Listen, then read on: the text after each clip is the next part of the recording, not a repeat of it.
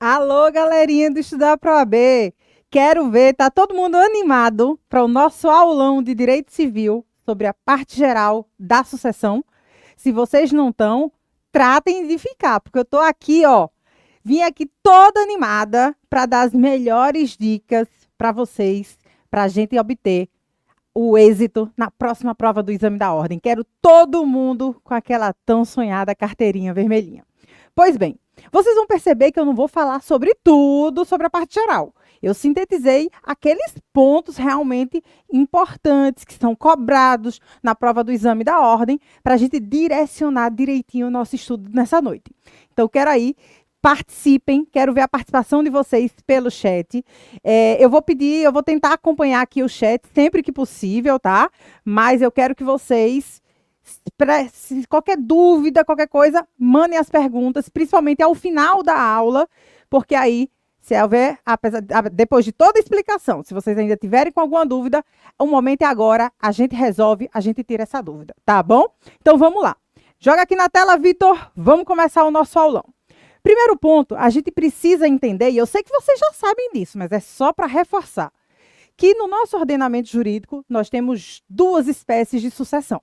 O próprio Código, no artigo 1786, ele diz que a sucessão dá-se por lei ou por disposição de última vontade. Ou seja, nós temos a sucessão legítima, que é aquela regulada pela lei, em que é o próprio legislador quem estabelece quem são os sucessores e a forma como esses sucessores irão recolher o patrimônio da pessoa falecida, e a sucessão testamentária, que é aquela baseada na última manifestação de vontade da pessoa falecida, que em vida ela escolhe quem serão os seus sucessores e a forma como esses sucessores irão recolher o seu patrimônio.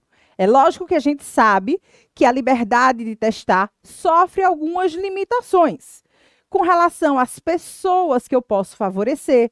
Lá no artigo 1801 e 1802, nós temos as pessoas impedidas de serem nomeadas herdeiras ou legatárias, mas tirando aquelas que, na grande maioria, podem tentar influenciar essa livre e espontânea manifestação de vontade, com exceção da concubina e a proteção da família, todas as outras eu posso nomear, como regra, quem eu quiser, para ser beneficiado na minha sucessão através do meu testamento.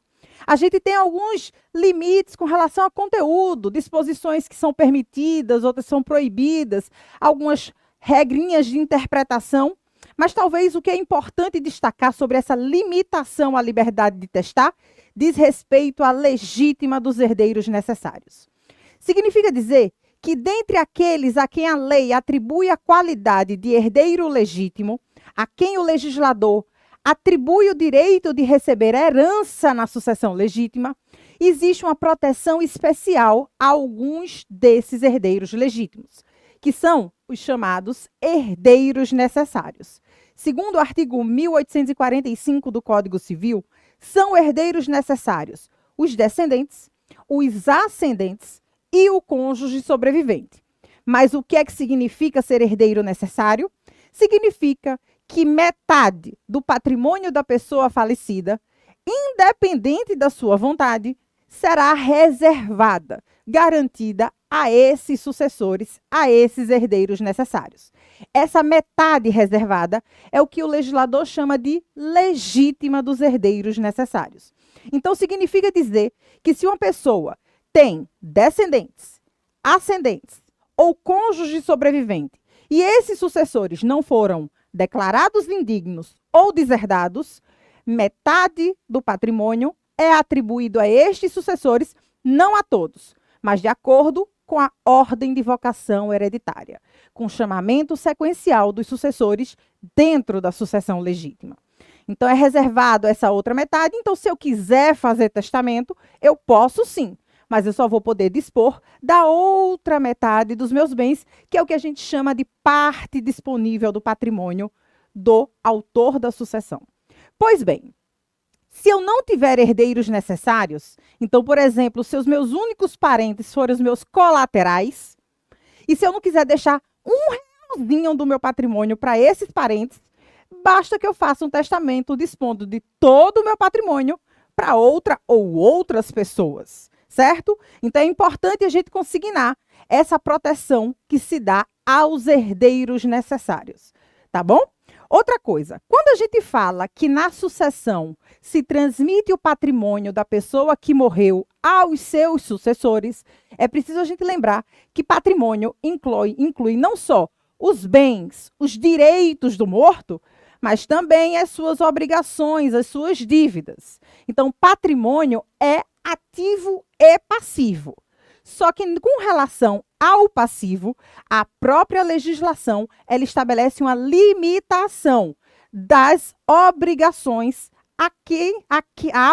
às quais os herdeiros deverão responder.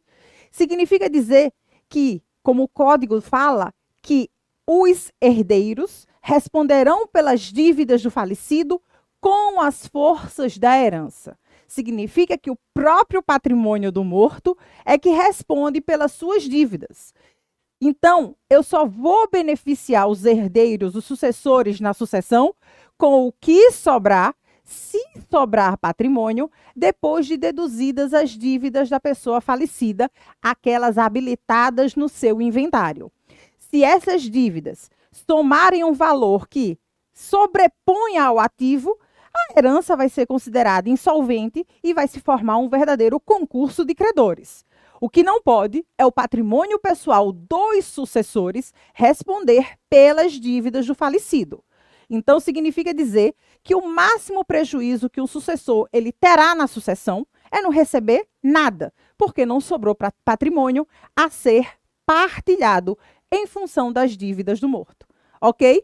Outra coisa que é importante, desde já, a gente fazer uma ressalva, é com relação à nomenclatura, a designação dos sucessores na sucessão. Sucessor é gênero, é aquela pessoa que tem legitimidade de participar da sucessão. Só que, como eu disse, nós temos dois tipos de sucessão: a sucessão legítima e a testamentária. Na sucessão legítima, o legislador ele não teria como prever concretamente o patrimônio de todo mundo.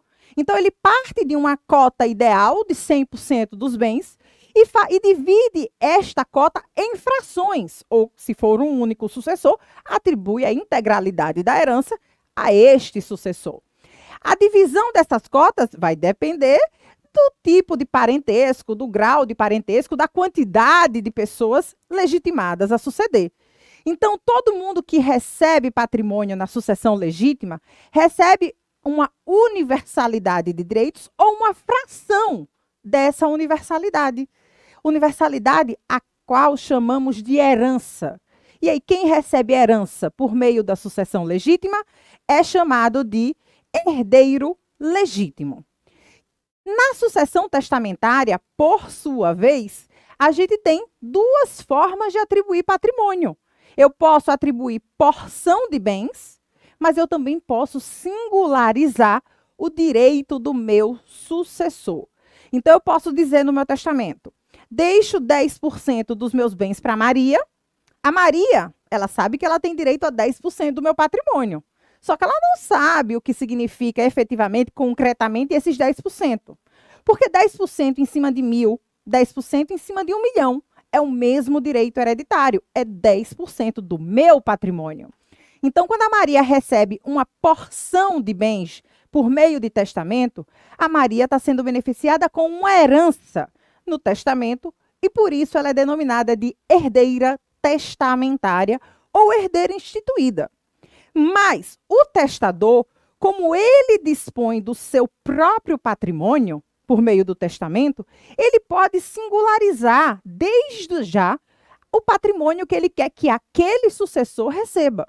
Então, eu posso dizer assim no meu testamento: deixo a casa de praia para o José, deixo o carro para o João. Nessas situações, o José e o João, eles já sabem exatamente qual é o bem do meu patrimônio que eles vão ter direito de receber. Um é a casa de praia, o outro é o carro. Não é a fazenda, não são os bois da minha fazenda, não é o meu apartamento. São aqueles bens que eu já determinei. Então, nesse caso, quando eu atribuo um bem certo e determinado a um sucessor, eu falo bem, mas pode ser mais de um bem. certo? Eu podia deixar 100 vacas. Então, eu atribuo o bem certo e determinado ao sucessor. Este bem certo e determinado é chamado de legado. E quem é beneficiado com o legado na sucessão é chamado de legatário. Então, veja, eu tenho duas modalidades de sucessão. Sucessão legítima e sucessão testamentária. E eu tenho 3 modalidades de sucessores. Os herdeiros legítimos, os herdeiros testamentários e os legatários. E esses direitos aqui, ó, de ser herdeiro legítimo, de ser herdeiro testamentário, de ser legatário, eles são independentes e autônomos um do outro, ok? Bom, vamos lá. Passando especificamente sobre os aspectos da parte geral da sucessão, eu queria destacar para vocês, desde o início, a abertura da sucessão. O momento em que nascem, em que surgem os direitos hereditários. E se a gente está falando que a sucessão regula a transmissão do patrimônio da pessoa que morreu para os seus sucessores, sem morte, não há como falar em sucessão. Não há como falar em direito à herança. Por isso, o nosso ordenamento jurídico veda os chamados pactos sucessórios, a herança de pessoa viva. Significa dizer que eu não posso fazer qualquer tipo de acordo ou negociação jurídica da herança que eu posso vir a receber no futuro. Porque esse direito não existe. Ele só existe a partir do momento que o titular dele, o proprietário daquele patrimônio, morre. A única exceção a essa vedação dos pactos sucessórios é a possibilidade de adiantamento de legítima na doação de ascendentes para descendentes. Só qualquer outro tipo de negociação de herança de pessoa viva, pacto sucessório é nulo de pleno direito. Então, não podemos falar de abertura da sucessão sem morte, sem a morte do titular do patrimônio. E aí, sobre a abertura da sucessão, é muito importante a gente destacar uma regrinha, que é uma regrinha que traz uma ficção jurídica à sucessão. Regrinha essa lá de origem do direito francês, o chamado princípio da Sazine. Esse princípio está esculpido na nossa legislação no artigo 1784 do Código Civil. O que diz o artigo 1784? Que, aberta a sucessão, o patrimônio do morto se transmite, desde logo, aos seus herdeiros legítimos e testamentários. Ou seja, para que o patrimônio da pessoa morta não ficasse sem dono, fosse considerada coisa fora do comércio, até que os seus sucessores soubessem da sua morte, que eles se manifestassem no sentido de aceitar, ou até mesmo de renunciar a participar da sucessão, a lei cria essa ficção jurídica que acarreta uma transmissão provisória do patrimônio do falecido aos seus herdeiros, legítimos e testamentários. E aí eu chamo a atenção, porque o artigo não diz que o patrimônio se transmite automaticamente aos sucessores do morto. Princípio da Sazine não se aplica a legatário, princípio da Sazine não se aplica na sucessão do ausente, princípio da Sazine não se aplica na sucessão do Estado. Então, o princípio da Sazine se aplica a quem é herdeiro, legítimo e testamentário. Ao legatário, por exemplo, não se transmite automaticamente o patrimônio. Ele não pode adentrar na posse desses bens por força própria, por autoridade própria. Ele pede que lhe entreguem o bem legado, podendo exigir a entrega desse bem com a partilha, a partir do momento em que é feita efetivamente a distribuição dos bens do falecido na sua sucessão, exceto se esse legado estiver pendente de termo ou condição. Então, o que vai acontecer? Há uma transmissão provisória criada pela própria lei, mesmo que o sucessor, mesmo que esse herdeiro legítimo ou testamentário nem saiba da morte do titular do patrimônio, do autor da sucessão. O que acontece quando ele aceita a herança é que ele torna definitiva essa transmissão criada por ficção legal. Então, a lei diz que, morrendo uma pessoa, automaticamente está aberta a sua sucessão, e aí o patrimônio do que morreu é transmitido como um todo unitário aos seus herdeiros, legítimos e testamentários. Quando ele diz que se transmite, o que transmite a esses sucessores é uma posse indireta e a propriedade, mas uma propriedade comum.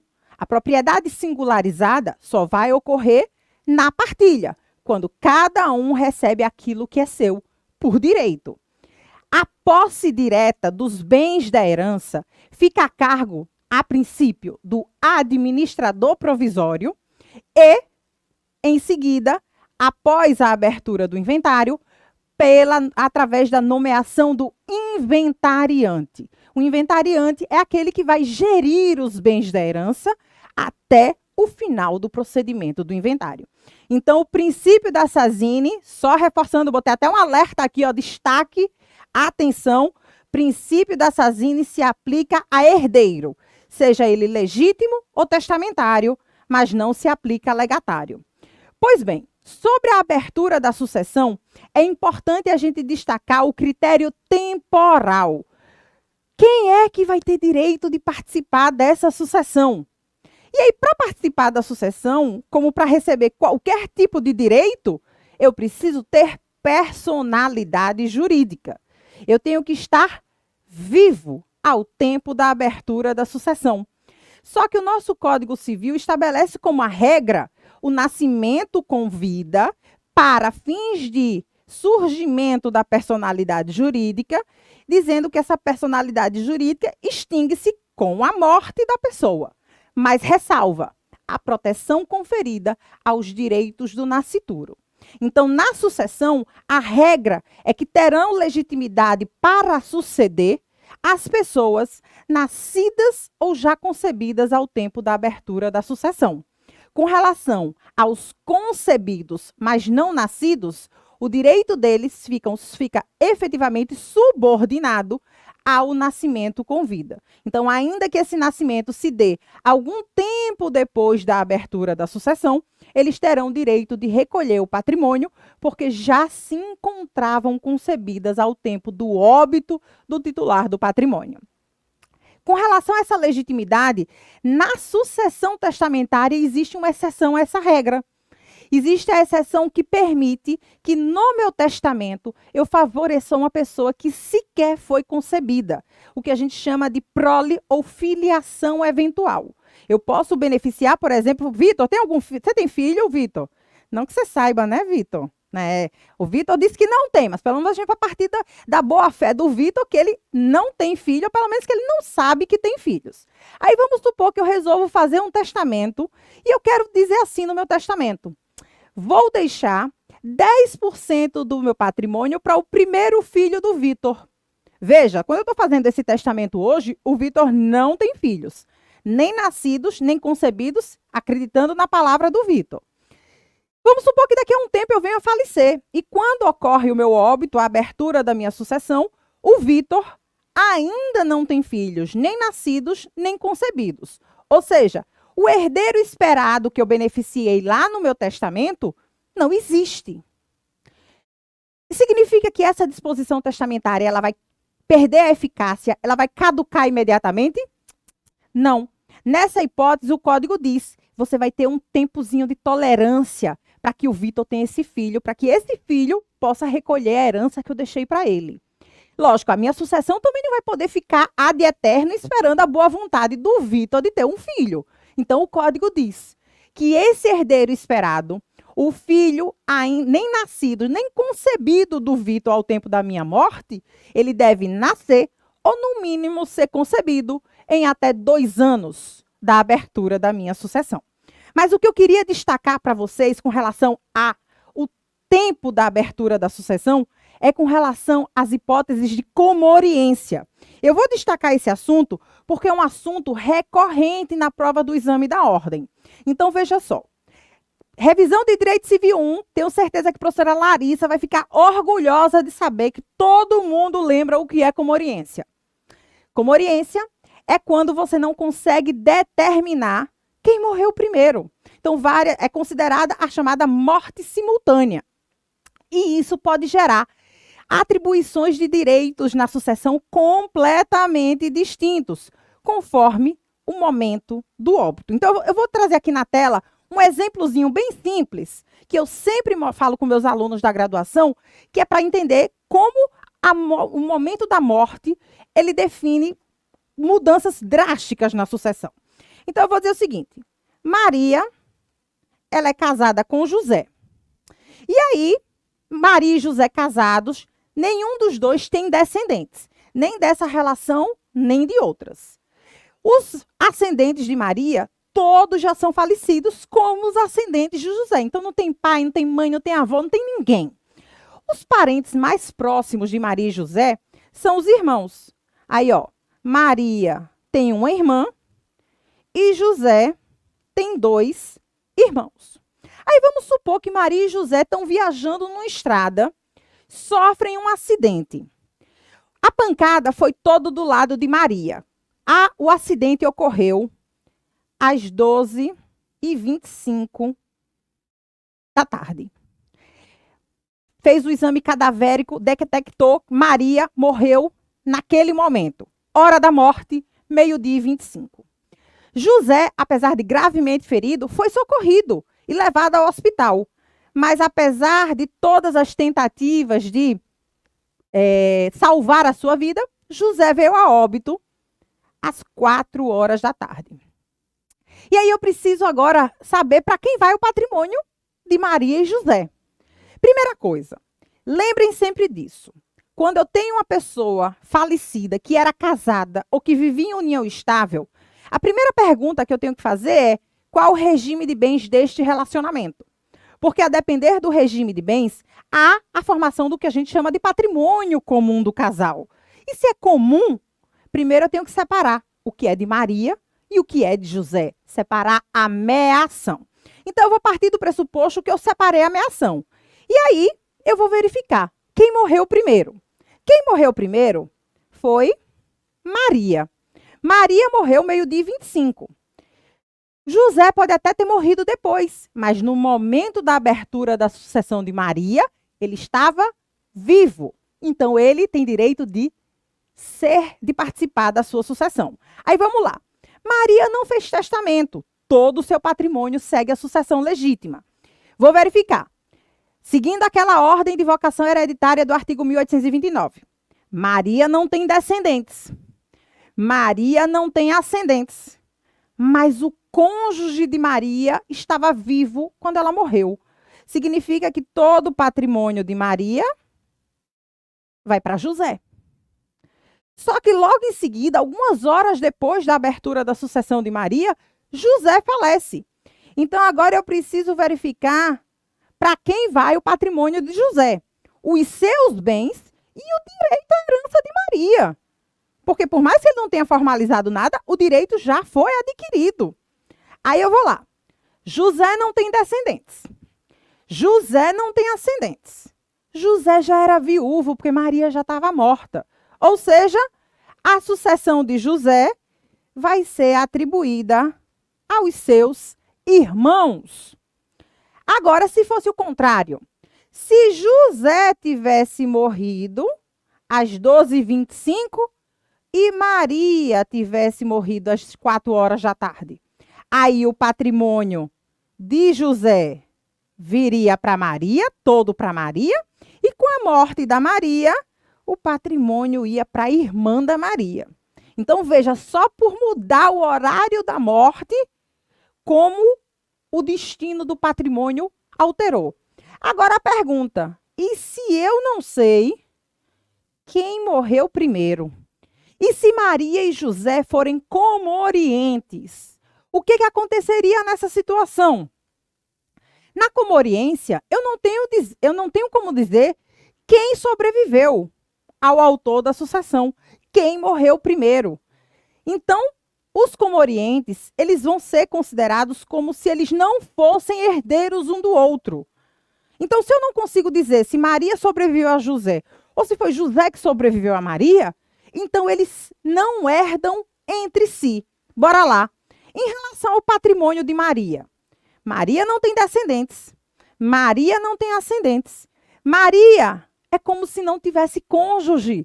Porque se é comoriente, eles não podem suceder um ao outro. Então, na comoriência, o patrimônio de Maria vai para os irmãos, vai para o irmão de Maria. O patrimônio de José. José não tem descendentes. José não tem ascendentes. José é como também se não tivesse cônjuge, porque Maria é comoriente. Então, o patrimônio de José vai para os irmãos de José. Então, perceba 3 cenários completamente diferentes de destinação do patrimônio do falecido, só com base na definição ou na indefinição do momento da sua morte. Então, eu quero ver que mais nunca vocês vão errar essa questão da comoriência, tá bom? Outro ponto que eu queria destacar para vocês é sobre a aceitação da herança.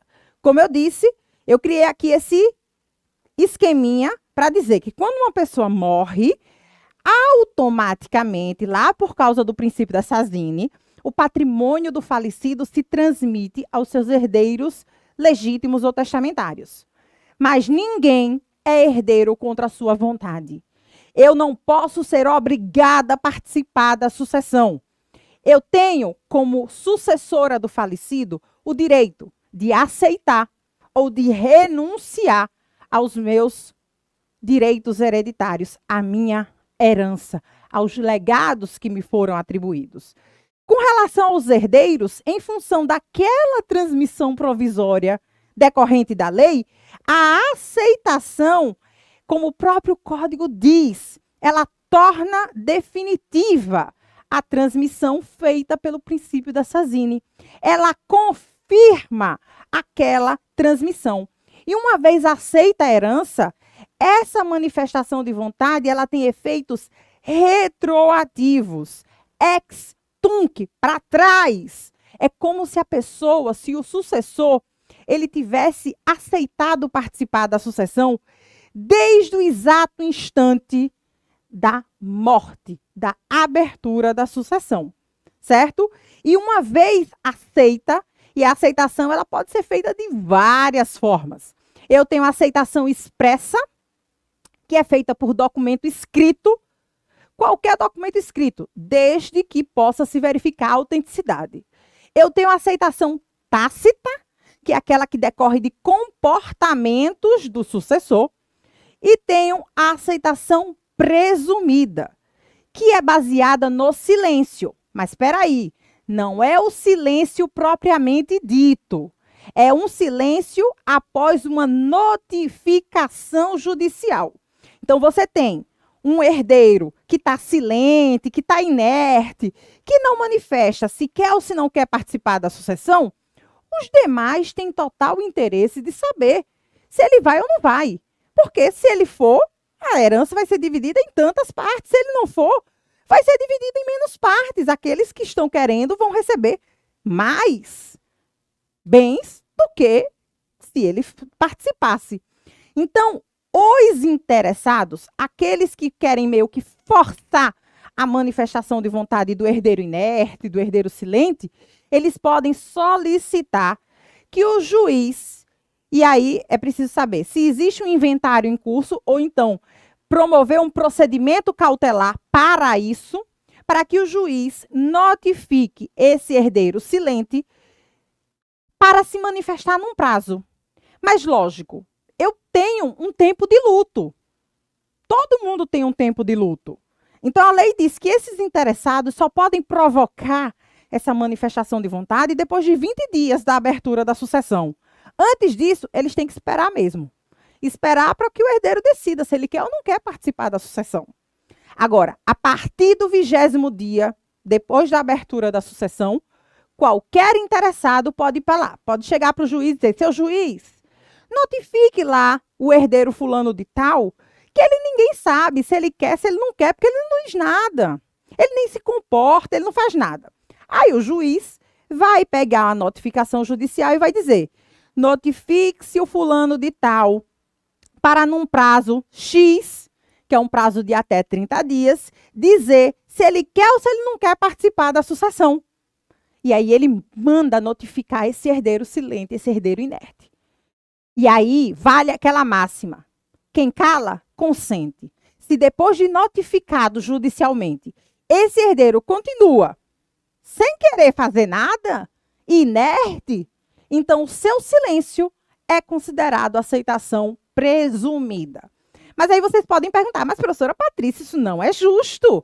Porque se a pessoa está interessada, ela devia ir lá dizer que quer e não ficar moscando ali, voando, deixando as outras pessoas esperando para saber o que é que vão receber. O grande problema é que a inércia do sucessor, ela não poderia gerar a renúncia do seu direito hereditário. Porque a renúncia, por expressa previsão legal, ela só se faz de forma expressa. E mais, não é qualquer documento escrito. Renúncia só se faz por escritura pública ou termo judicial. Então, a inércia, o silêncio, gera a aceitação. Essa advertência, inclusive, vai na notificação. O código diz, o juiz vai notificar para que ele se manifeste em até 30 dias, sob pena de ter-se por aceita a herança. Olhe lá, sob pena de, independente de manifestação dele, a aceitação ocorrer, ela se operar pelo silêncio do herdeiro. Certo? Pois bem, e uma vez aceita ou uma vez renunciada à herança, essa manifestação de vontade é irretratável. Não posso mais mudar. Mudei de opinião. Problema seu. A aceitação e a renúncia são irretratáveis. Ok? O que pode acontecer, e isso é mais comum que aconteça na renúncia, é que a sua manifestação de vontade pode não ter sido dada de forma livre e espontânea. Você pode ter sido coagido, você pode ter sido induzido a erro, e aí, nesse caso, não é retratação. Você pode pedir a anulação dessa manifestação de vontade. Mas lembrem, a aceitação e a renúncia, ela é irretratável se a manifestação foi livre e espontânea, sem padecer de qualquer tipo de vício. Com relação à aceitação, isso vale também para a renúncia, eu faço um destaque. Com relação à previsão do artigo 1808 do Código Civil, que diz que não é possível aceitação da renúncia ou aceitação da herança ou renúncia parcial a termo ou sob condição. Eu não posso dizer, enquanto sucessora, que eu só vou aceitar a herança daqui a 2 anos. Ou que eu vou aceitar a herança quando eu me casar. Eu aceito ou eu renuncio pura e simplesmente. Não posso subordinar essa manifestação de vontade a um evento futuro, seja ele certo ou incerto. Como eu também não posso aceitar uma parte e renunciar a outra. Porque se fosse assim, eu ia ser muito esperta e ia dizer, aceito o ativo e renuncio ao passivo da herança. Outro que pague as dívidas do morto. Então, não pode haver aceitação ou renúncia parcial. Só que eu faço uma observação muito importante. Lembra quando eu falei dos 3 tipos de sucessores, que a atribuição dos direitos se dava de forma independente e autônoma? Ser herdeiro legítimo não se confunde com ser herdeiro testamentário, que não se confunde com ser legatário. Então, eu vou dar um exemplo para ilustrar melhor o que eu estou querendo dizer. Vamos supor que X faleceu e X tinha 2 filhos, A e B. X não era casado, X não vivia em união estável. Só que X fez um testamento. Desculpa, não é Covid. Quem já me acompanha sabe da minha tosse ad eternum, da minha bronquite. Vamos lá. O X fez um testamento. E nesse testamento ele disse, deixo 15% dos meus bens para A e deixo uma fazenda para B. Esses 15% e essa fazenda representavam, vamos lá, 40% dos bens de X. Se o testamento englobava 40%, aquilo que não foi objeto de testamento segue a sucessão legítima. eu tenho 2 herdeiros legítimos aptos a participar da sucessão. Os 2 filhos de X. Então, eu tenho que dividir os 60% que sobrou, metade para A, metade para B. Nessa situação, o que vai acontecer?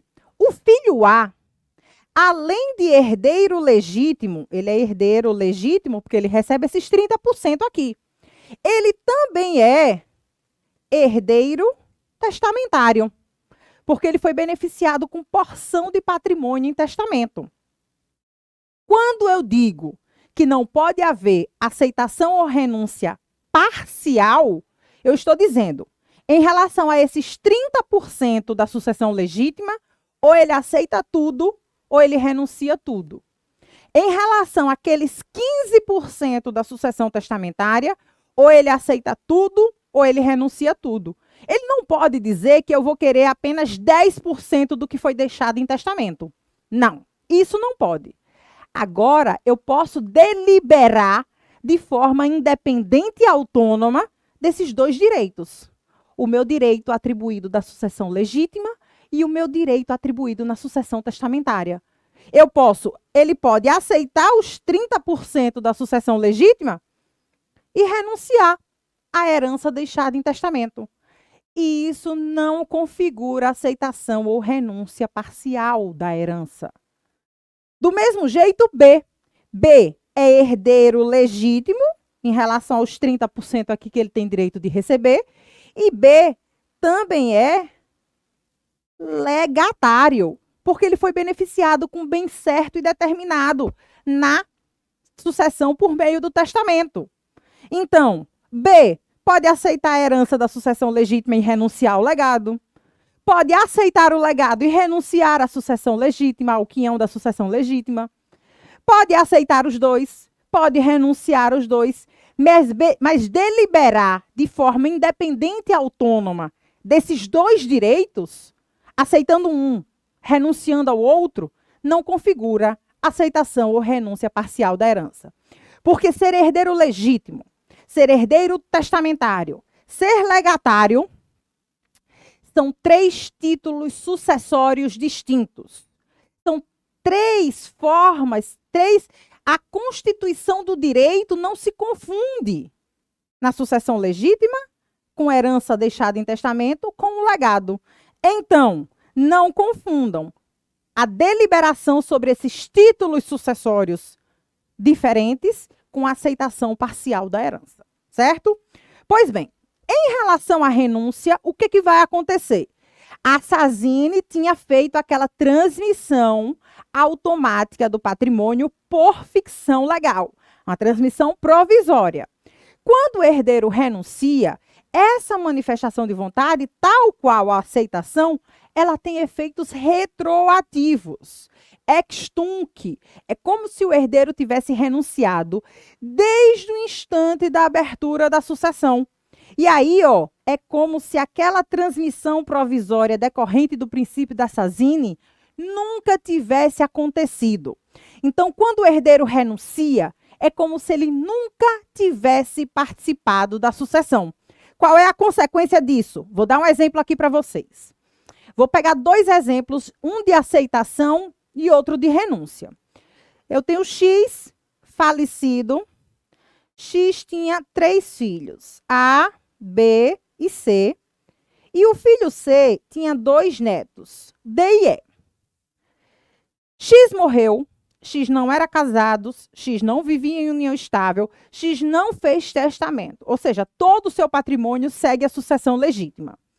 Ele tem 3 filhos, 2 netos, todos descendentes. Mas o que a sucessão legítima diz? Que na classe dos descendentes, o grau mais próximo exclui o mais remoto, salvo o direito de representação.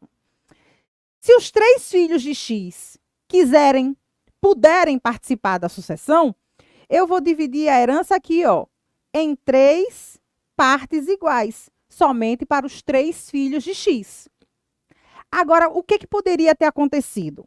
Poderia ter acontecido de X ter falecido agora, em 2021, só que um dos seus filhos já ter morrido antes.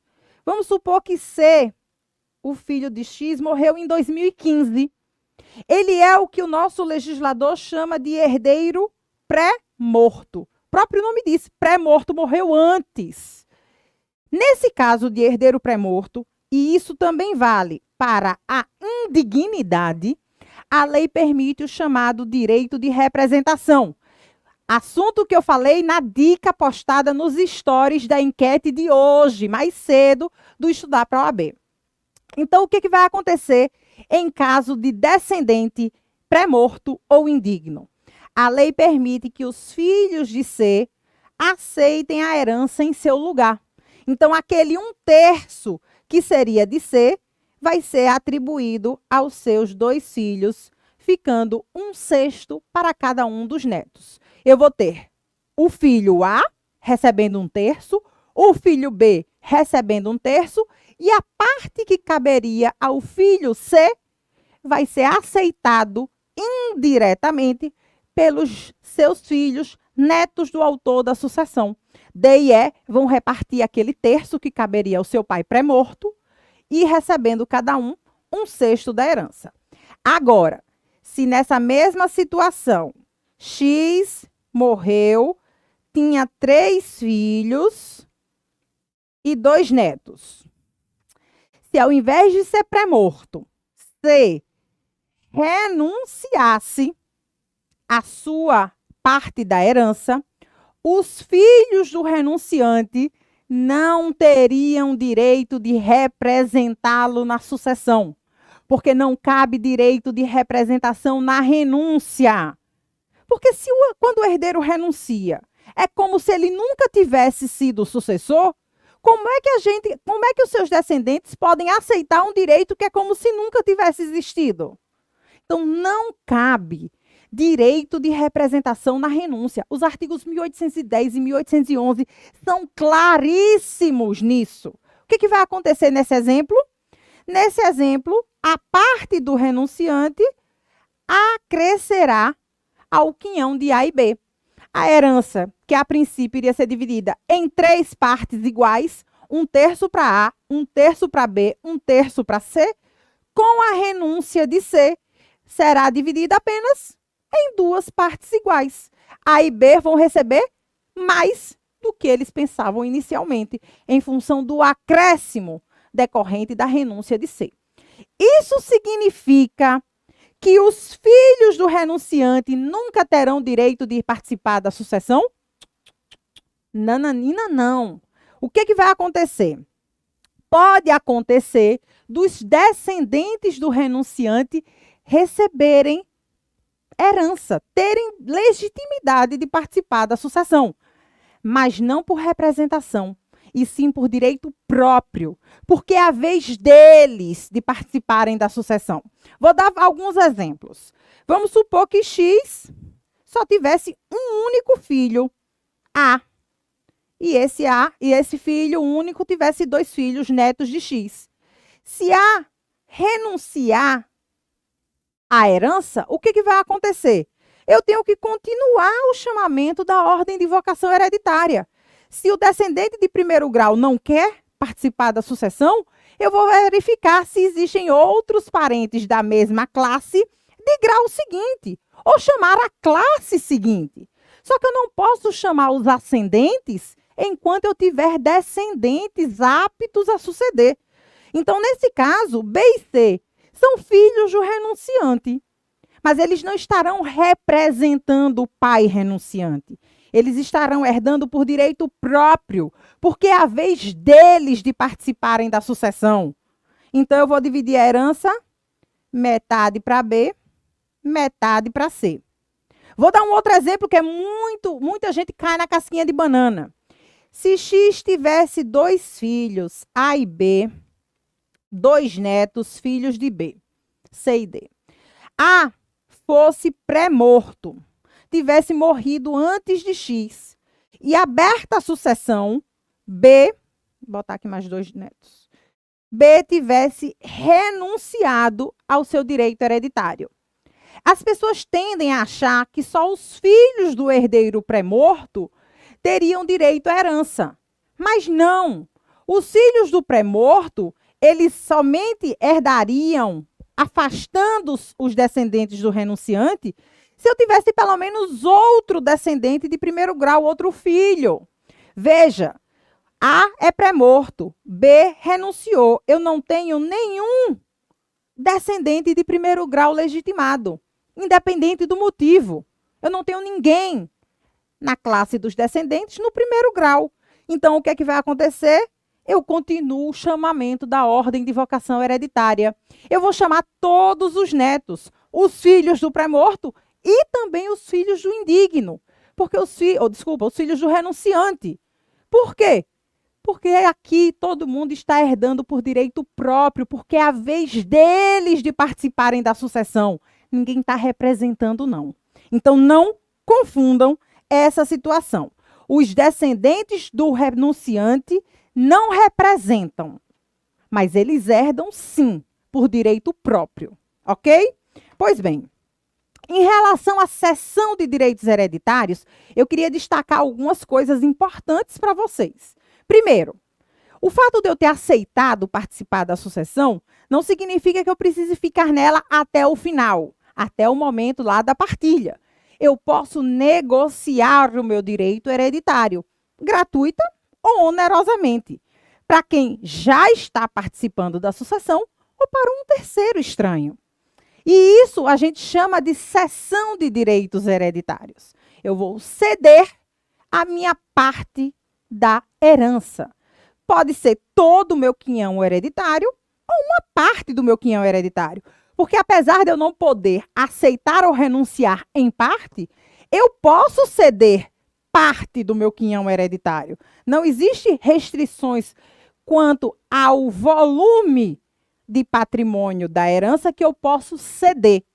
A restrição é, enquanto herdeiro, e vamos supor que eu tenho o direito de receber 20% da herança, porque são mais 4 sucessores, iguais a mim, 4 filhos, eu não posso dizer que eu vou ceder a casa de praia do meu pai, ou a fazenda dele, porque eu não sei se aquele bem vai ser atribuído a mim na divisão, por mais que eu tenha direito a 20% da herança.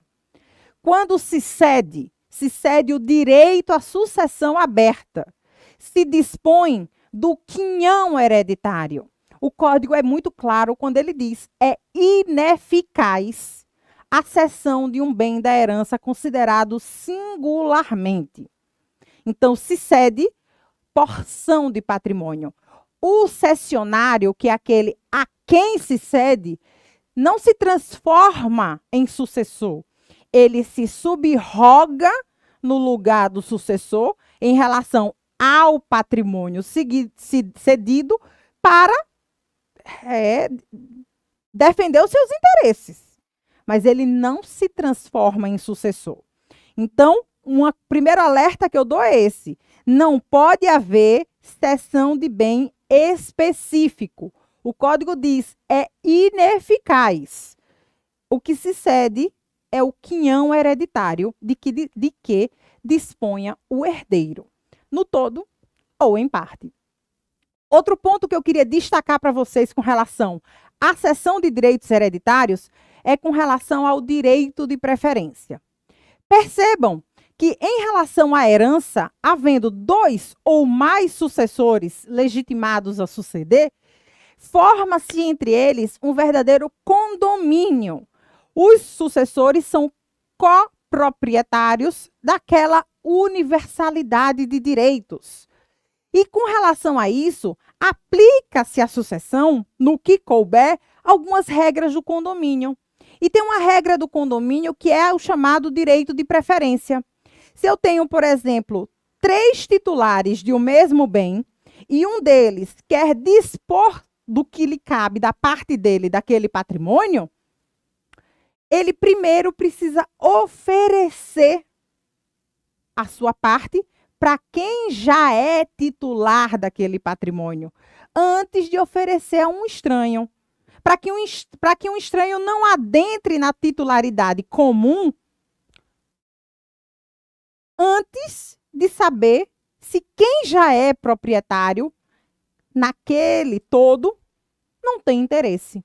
Então, a lei diz o seguinte: o coerdeiro que queira ceder o seu direito hereditário, ele não precisa do consentimento dos demais para ceder a sua cota a um estranho. Ceder onerosamente. Mas ele precisa dar a oportunidade do exercício de direito de preferência. Então, vamos supor que eu estou participando de uma sucessão com Maria e com José, que são meus irmãos. Nós três estamos dividindo uma herança, cada um recebendo 1/3 desse patrimônio. O que a lei diz é, se eu quiser ceder onerosamente a minha parte para o Vitor, que vai me pagar 100 mil reais, porque vocês não conhecem o Vitor, não. Ele vai me pagar 100 mil reais pela minha parte da herança. Antes de eu fazer um negócio com o Vitor, eu preciso chegar para Maria e para o José e dizer: Maria, José, estão afim de comprar a minha parte, de pegar a minha parte, de pagar pelo meu 1/3 da herança? Se vocês tiverem o interesse, é 100 mil reais, porque foi o valor que o Vitor me ofereceu. Se eles não tiverem interesse, aí eu posso fazer negócio jurídico com o Vitor, ainda que eles fiquem aqui, ó, buzinando no meu ouvido, reclamando. Eu não preciso do consentimento, eu só preciso dar a oportunidade. Que se eles queiram, eles possam adquirir a minha parte que eu estou cedendo. Agora, se eu não dei a oportunidade, ou se eu não provo que eu dei, porque a prova, o ônus da prova cabe a mim, que estou cedendo. Aí eles podem ingressar com ação em até 180 dias da sessão para reclamar o desfazimento desse negócio jurídico com o Vitor. E, depositando o preço, haver para si a cota cedida. Então, prestem atenção, só há direito de preferência se a sessão for onerosa, a um terceiro estranho e que a Maria ou o José, os meus irmãos, ofereçam as mesmas condições que o Vitor está me oferecendo. Ah, mas a Maria me ofereceu pagar 80. Bom, o Vitor está me oferecendo 100. Eu não preciso. Não sou obrigada a aceitar menos só porque é a Maria. Ela tem que me pagar, como o próprio código diz, tanto por tanto, no mesmo valor, nas mesmas condições. Certo? Pois bem, encerrando e já caminhando para o final aqui, eu estou hoje em modo turbo ativado. Vou para o último ponto da nossa aula sobre parte geral da sucessão, que é a indignidade. Eu vou deixar o espaço aberto para vocês mandarem um monte de perguntas, certo? A indignidade. O que é a indignidade? A indignidade é uma sanção de caráter civil que acarreta a perda dos direitos hereditários. Então, a pessoa, o sucessor, a princípio, teria direito de participar da sucessão, mas em função de um comportamento dele, que o legislador considera reprovável e grave contra o autor da sucessão, ou em algumas situações contra pessoas da sua família, o legislador diz: você vai ser punido, você vai ser penalizado, você vai perder o seu direito à herança. E aí o caso mais célebre, que a gente noticia, altamente noticiado na imprensa, é o caso da Susana von Richthofen. Ela participou do duplo homicídio doloso consumado contra os seus pais. Ela participou junto com o namorado e o cunhado à época do crime. E aí, por causa disso, ela foi privada da sua herança. Ela foi excluída da sucessão. Só que é o seguinte, a indignidade como pena, e aí eu vou falar um pouquinho lá do sub-ramo do direito, que o poderoso chefe gosta aqui, a gente tem que observar 2 princípios lá do direito penal quando fala da indignidade. Primeiro princípio é o princípio da legalidade. Não há pena sem prévia cominação legal. Ou seja, eu só posso ser excluída da sucessão, eu só posso ser declarada indigna nas hipóteses taxativamente previstas na lei. Aonde? No artigo 1814 do Código Civil. Que hipóteses são essas? Primeira, o homicídio doloso, pelo amor de Deus. Homicídio culposo não é causa de indignidade. O que às vezes as provas de concurso gostam de fazer? para botar você lá numa casquinha de banana. Eles copiam e colam o inciso 1 do artigo 1814, praticamente idêntico. Só que eles fazem o seguinte, que houverem sido autores, coautores, partícipes de homicídio doloso ou culposo ou tentativa deste. Homicídio culposo não é causa de indignidade. Só o homicídio doloso. Aí ele pode ter sido consumado ou tentado. Qualquer que seja a participação do sucessor, ele pode ser autor, ele pode ser coautor, ele pode ser mero partícipe. Porque você participar de um ato que intencionalmente tira a vida do outro é um ato, uma conduta altamente reprovável. Só que ele diz, o homicídio doloso, para causar a indignidade, não é praticado apenas contra o titular do patrimônio. É contra ele, seu cônjuge, seu companheiro, seus descendentes ou seus ascendentes. Certo? Então, lembrem sempre, homicídio culposo não é causa de indignidade. Inciso 2 do artigo 1814 traz duas situações distintas. Primeiro, ele fala de um tipo penal chamado denunciação caluniosa. Ele diz que aquele que denunciar caluniosamente em juízo o autor da sucessão pode ser considerado indigno. Ou, aí tem uma outra situação. Denunciação caluniosa precisa ser em juízo e somente é causa de indignidade se praticada contra o autor da sucessão. A outra situação é incorrer nos crimes contra a honra, contra o autor da sucessão, seu cônjuge ou companheiro. Ou seja, caluniar, difamar, injuriar o próprio autor da sucessão, o titular do patrimônio, seu cônjuge ou companheiro, é passível de declaração de indignidade. Inclusive nas hipóteses em que a lei permite a prática desses crimes contra a honra contra os mortos. Prestem atenção. Então, essas são as hipóteses do inciso 2. E a gente tem mais um inciso no artigo 1814, que diz o seguinte, que por meio violento ou fraudulento, inibir ou obstar o testador, o autor da sucessão, de testar. Então, não é por qualquer meio. É só por meio violento ou fraudulento eu tentar impedir a livre e espontânea manifestação de vontade por testamento. Então, essas são as hipóteses de indignidade. Agora, eu faço um alerta. A indignidade não é automática. Não é porque o sucessor praticou uma daquelas hipóteses previstas no artigo 1814 que, aberta a sucessão, ele estará automaticamente privado da sua herança. Não, a indignidade precisa ser declarada por sentença transitada em julgado. E para ela ser declarada por sentença transitada em julgado, algum interessado deve promover a ação num prazo legal, sob pena do direito prescrever. Então, os interessados, eles têm quatro anos a contar da abertura da sucessão para promover a ação de indignidade. Nesta ação, que não se julga isso dentro do inventário, não, porque demanda uma instrução probatória específica. É preciso se provar de forma inequívoca que aquilo que se atribui, aquele ato de indignidade que se atribui ao sucessor, realmente aconteceu. E aí, a indignidade sendo declarada em sentença, essa sentença vai ter efeitos retroativos. Ex tunc. É como se a pessoa fosse indigno desde a abertura da sucessão, desde a morte do titular do patrimônio. E aí eu destaco também alguns outros efeitos da indignidade.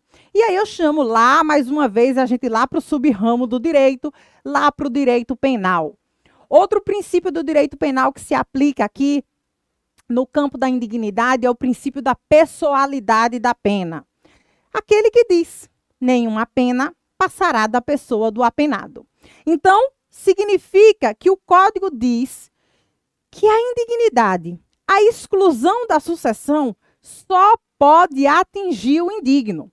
Por isso, o legislador diz, o indigno, ele é considerado como se pré-morto fosse. Significa dizer que os descendentes do indigno, caso ele tenha descendentes, poderão aceitar a herança em nome do excluído, aceitando a herança em seu lugar. Agora, isso tem algumas consequências. Vamos supor, vou pegar um exemplo aqui, ó. X faleceu, ele tinha 2 filhos, A e B, e 2 netos, C e D. Aberta a sucessão, foi proposta uma ação de indignidade e o filho B foi declarado indigno. Quando ele é declarado indigno, a lei diz, o indigno, ele é considerado como se pré-morto fosse. E o herdeiro pré-morto permite o chamado direito de representação. Os filhos de B herdam o patrimônio que B herdaria se indigno não fosse. Só que vamos supor que esses filhos de B sejam menores de 18 anos. E o código diz que cabe aos pais o usufruto e administração dos bens dos filhos menores. Só que nesse caso, como o B foi declarado indigno, ele não vai poder nem realizar o usufruto, nem administrar os bens dessa herança da qual ele foi privado, que foram atribuídos aos seus filhos. Então, a administração e o usufruto ficará a cargo do outro ascendente de primeiro grau, ou então de um curador especial.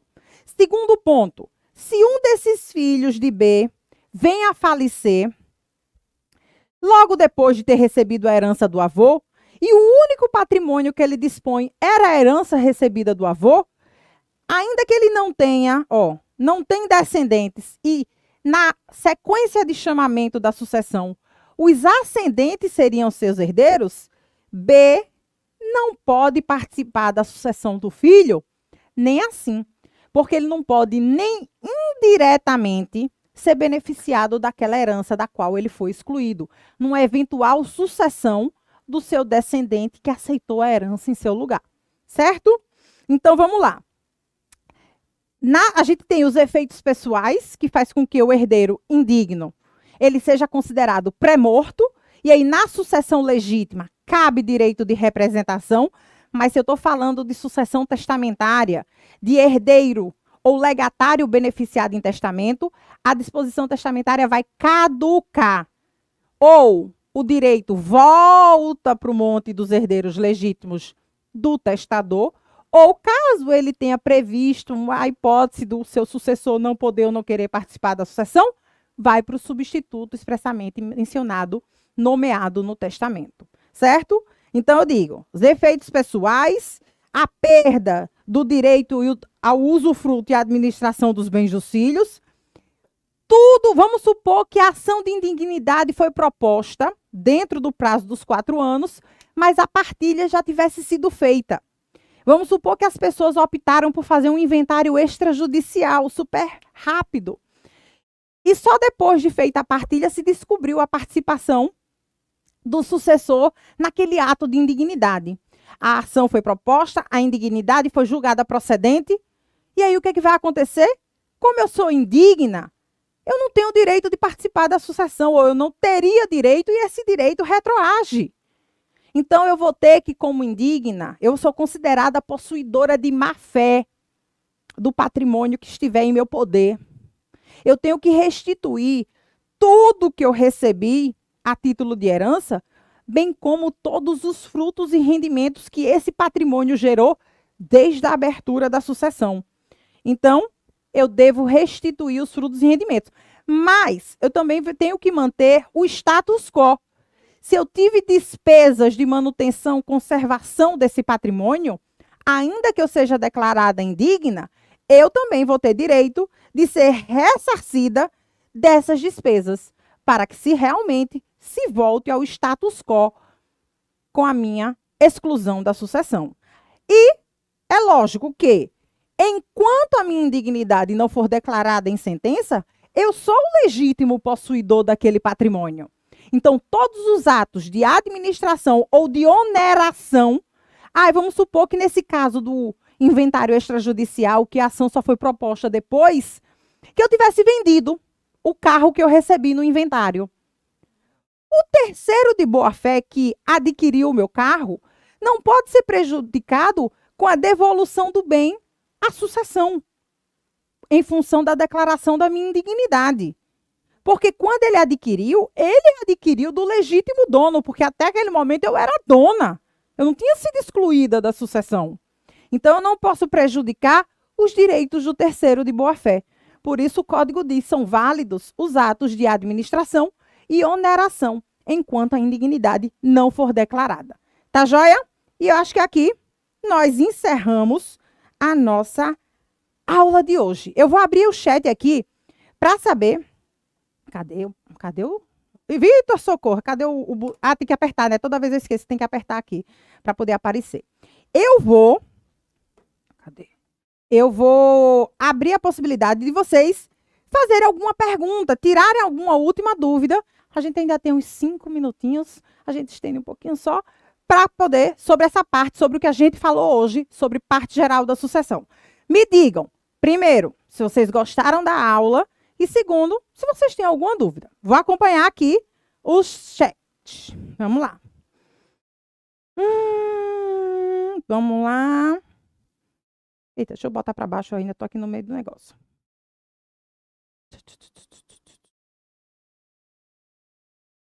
Eita, alguém pediu aqui para falar sobre a sucessão hereditária do filho que é meu irmão. É a sucessão dos irmãos. Mas no YouTube, no canal do Estudar para a OAB, tem uma aula que eu falei um aulão sobre sucessão legítima. Procura lá, porque é um assunto mais complexo, foge um pouco ao tema da nossa aula, mas a gente tem um aulão disponível para vocês lá na nossa plataforma, no nosso canal do YouTube, tá bom? Vamos lá. A ação de indignidade, boa pergunta, Meikon, né? Espero que eu tenha falado certo. A ação de indignidade, ela só pode ser proposta após a abertura da sucessão. Então, ainda que o fato seja praticado muito tempo antes, a indignidade ela só pode ser proposta após a abertura da sucessão, a morte do titular do patrimônio, da qual você queira que o indigno seja afastado, excluído. E aí, a partir da morte, os interessados têm até 4 anos para propor a ação. Não propondo a ação, o indigno ele vai participar normalmente da sucessão, como se ele não tivesse feito nada. Tá joia?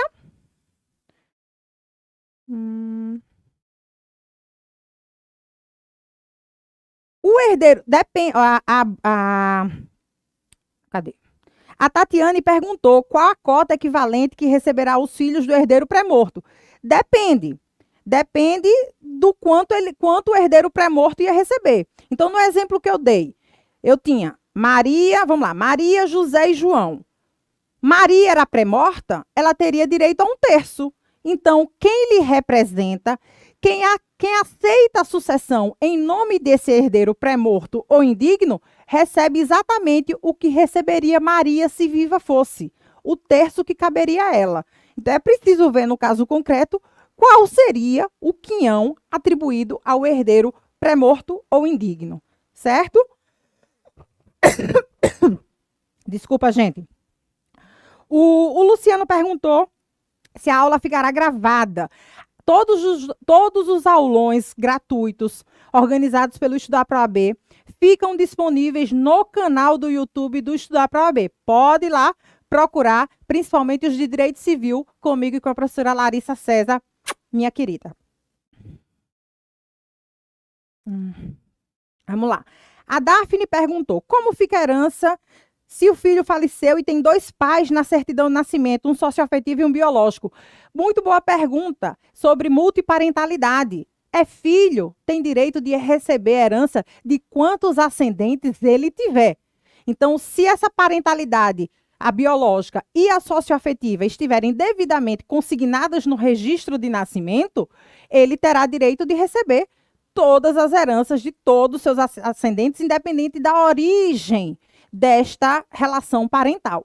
Se, por exemplo, um dos vínculos não estiver consignado, ou seja, a multiparentalidade não estiver formalizada, aí a gente muitas vezes precisa ingressar com ação de reconhecimento de paternidade, maternidade socioafetiva, inclusive possibilidade de se fazer esse reconhecimento pós-mortem, para aí sim, reconhecendo o estado de filho, receber a sucessão enquanto parente do morto, certo?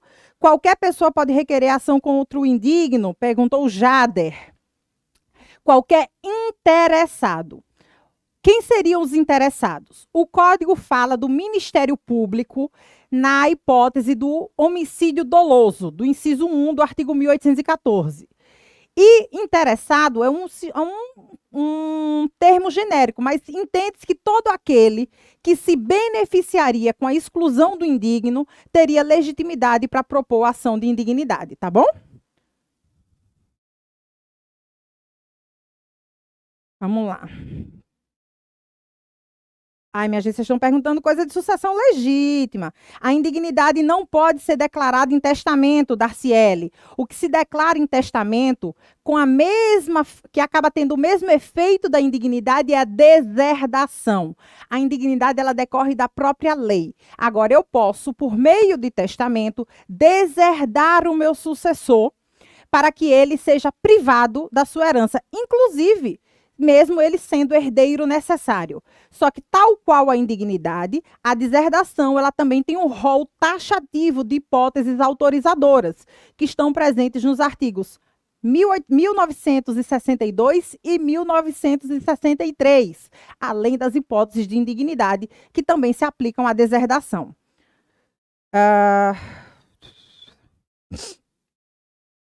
Peraí, deixa eu ver. Vamos lá. Acho que pode ser... Não. A Nayane perguntou, vou só fazer mais essa pergunta. Se o indigno ou renunciante não tiver filhos no momento da abertura da sessão e eles nascerem depois, se nesse caso, se o indigno não tiver filhos, por exemplo, a Suzane não tinha filhos no momento que a indignidade dela foi declarada. Então, a parte dela da sucessão foi toda para o irmão dela, para o único descendente de primeiro grau legitimado a suceder. É preciso, para ter direito à herança, estar vivo ou, no mínimo, concebido no momento da abertura da sucessão. Nasceu depois, se não estava concebido, não tem direito de recolher a herança. Certo? Bom, tem alguém perguntando aqui sobre a sucessão dos ascendentes. Gente, meu conselho, o nosso tempo já está extrapolado, são 8h10. Meu conselho é assistir a aula sobre sucessão legítima, certo? Que está lá no plataforma, porque eu teria que fazer uma super explicação que duraria pelo menos 5 minutos aqui, tá bom? E a Maína perguntou sobre a reabilitação do indigno. Sim, é possível sim que a pessoa ofendida por um daqueles atos previstos como atos de indignidade perdoe por documento escrito, por documento autêntico ou testamento, o indigno. E se houver perdão do ofendido, a ação de indignidade ela não pode ser proposta, ok? Bom, espero que vocês tenham gostado da aula, certo? Espero vocês nos próximos aulões. Fiquem ligados no Instagram do Estudar para a OAB para saber, está sempre tendo aulão de direito civil, da melhor matéria, mas também das outras, inclusive lá da matéria lá do poderoso chefão, do subramo do direito, aí do direito penal. Assistam, porque de todo jeito cai na OAB, né? Enfim, mas espero que vocês tenham gostado. Um beijo meu. Vitor também está mandando aqui um beijão para vocês. Super animado aqui com o aulão, aprendendo tudo de direito das sucessões. E até o próximo encontro, tá bom? Beijo. Qualquer dúvida, manda a dúvida lá para quem está na plataforma, manda a dúvida lá para o site do Estudar para a OAB, ou fala comigo lá no Instagram também, @professora Patrícia Rocha, tudo por extenso, tá bom? Beijo, beijo. Tchau, tchau.